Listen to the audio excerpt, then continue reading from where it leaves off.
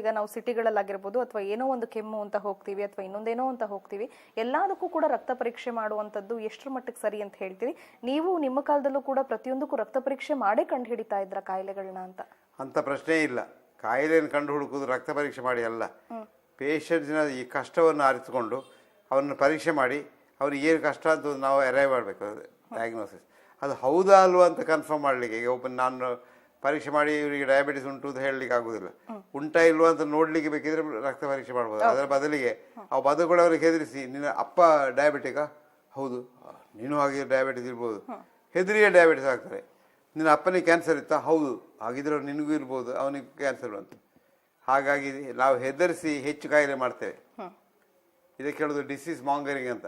ಅಂಥದ್ದೇನು ಬೇಡ. ಎಲ್ರಿಗೂ ಬ್ಲಡ್ ಟೆಸ್ಟ್ ಮಾಡೋದು ಅಗತ್ಯ ಇಲ್ಲ.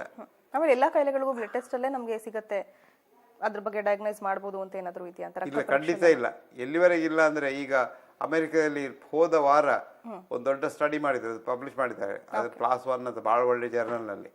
26,000 ಅಮೆರಿಕನ್ ಡಾಕ್ಟರ್ಸ್ ಕೇಳಿದ್ರು, ನೀವೆಲ್ಲ ಇದೆಲ್ಲ ಮಾಡ್ತಿರಲ್ವ, ಇದು ಅಗತ್ಯ ಉಂಟಾ ಅಂತ. ಅದಕ್ಕೆ ಅವ್ರು ಹೇಳಿದ್ರು, ಇಲ್ಲ, ಇದು ಯಾವುದು ಅಗತ್ಯ ಇಲ್ಲ, ಹಣಕ್ಕಾಗಿ ಮಾಡ್ತಾ ಇದ್ದೇವೆ ನಾವು. ಅದರ ಅರ್ಥ ಏನು ಅಂದರೆ 50% ನಾವು ಮಾಡುವುದು ಅಗತ್ಯ ಇಲ್ಲ. ಖಾಲಿ ಟೆಸ್ಟ್ ಮಾತ್ರ ಅಲ್ಲ, ಮಾಡುವ ಇಂಟರ್ವೆನ್ಷನ್ಗಳು ಅಗತ್ಯ ಇಲ್ಲ. ಒಂದು ಗ್ರೂಪ್ ಆಫ್ ಡಾಕ್ಟರ್ಸ್ ಹೇಳಿದರು, 50% ನಾವು ಹಾರ್ಟಿನೊಳಗೆ ಸ್ಟೆಂಟ್ ಹಾಕುವಾಗ ಅದು ಅಗತ್ಯ ಇಲ್ಲದೆ ಹಾಕೋದು, ನಮ್ಮ ಹಣಕ್ಕಾಗಿ ಹಾಕೋದು, ಆ ಪೇಷಂಟಿಗೆ ಅಗತ್ಯ ಇಲ್ಲ ಅಂತ. ಇದರ ಅರ್ಥ ಏನು ಅಂದರೆ ನಾವು ಎಷ್ಟು ಅನ್ಯಾಯ ಮಾಡ್ತೇವೆ ನೋಡು. ಇದನ್ನು ನಾವು ಆಲೋಚನೆ ಮಾಡೋದೇ ಇಲ್ಲ.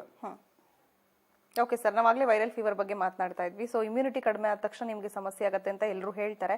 ಆದರೆ ಇಮ್ಯುನಿಟಿಯನ್ನು ನಾವು ಯಾವ ಥರ ಇಂಪ್ರೂವ್ ಮಾಡ್ಕೋಬೇಕು, ಕಾಯಿಲೆ ಬರದೇ ಇರೋ ಥರ ನೋಡ್ಕೋಬೇಕು ಅನ್ನೋದ್ರ ಬಗ್ಗೆ ಹೆಚ್ಚಿನ ಜನ ಹೇಳೋದಿಲ್ಲ. ಇಲ್ಲ, ಇದು ಆಯುರ್ವೇದದಲ್ಲಿ ಹೇಳೋದು ಅದರಲ್ಲಿ ಮುಖ್ಯ. ಸ್ವಸ್ಥಸ್ಯ ಸ್ವಾಸ್ಥ್ಯ ರಕ್ಷಿತಂ ಅಂತ. ಯಾರಲ್ಲಿ ಆರೋಗ್ಯ ಉಂಟು ಅವರ ಆರೋಗ್ಯವನ್ನು ಕಾಪಾಡುವಂತ, ಅದು ಆರೋಗ್ಯ ಆಯುರ್ವೇದ ಮುಖ್ಯ. ಅದೆಲ್ಲ ಎನರ್ಜಿಯಿಂದ ನಡೀತದೆ. ಇದನ್ನು ನಾನು ಸಾಧಾರಣ 25 ವರ್ಷದಿಂದ ಹೇಳ್ತಾ ಬಂದಿದ್ದೇನೆ. ನನಗೆ ತುಂಬ ಸಂತೋಷ ಆದ್ದು ಏನು ಅಂದರೆ, ಈಗ ಹೋದ ವಾರ ಈ ವರ್ಷದ ಮೆಡಿಸಿನ್ ನೊಬೆಲ್ ಪ್ರೈಸ್ ಅನ್ನು ಈ ಥಿಯರಿಗೆ ಕೊಟ್ಟಿದ್ದಾರೆ. ಎನರ್ಜಿ ಮೆಡಿಸಿನ್ ಥಿಯರಿಗೆ ಕೊಟ್ಟಿದ್ದಾರೆ. ಆಯುರ್ವೇದಕ್ಕೆ ಒಂದು ಒತ್ತು ಕೊಟ್ಟಿದ್ದಾರೆ. ನಮ್ಮ ಡಾಕ್ಟರ್ಗಳೆಲ್ಲ ನನಗೆ ಬೈತಾ ಇದ್ರು, ಆಯುರ್ವೇದಕ್ಕೆ ಅರ್ಥ ಇಲ್ಲ, ನಿಮಗೆ ಎಂತ ಅಂತ ಗೊತ್ತಿಲ್ಲ, ನೀವು ಏನೇನೋ ಎಲ್ಲ ಅಬದ್ಧ ಮಾತಾಡ್ತೀರಂತ. ಈಗ ಏನಾಗಿದೆ ಅಂದ್ರೆ ಆಯುರ್ವೇದದ ಥಿಯರಿಗೆ ನೊಬೆಲ್ ಪ್ರೈಸ್ ಸಿಕ್ಕುವಂತ ಪರಿಸ್ಥಿತಿ ಬಂದಿದೆ. ಸೊ ಇದು ಬಹಳ ಸಂತೋಷದ ಸಂಗತಿ ನನಗೆ.